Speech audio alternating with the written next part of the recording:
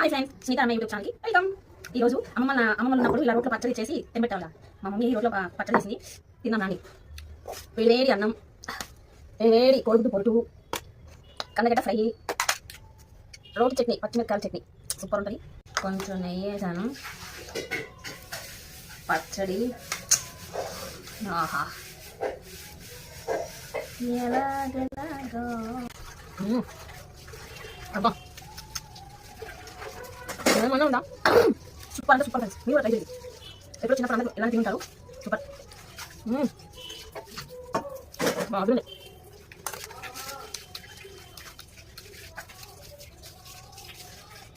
దీని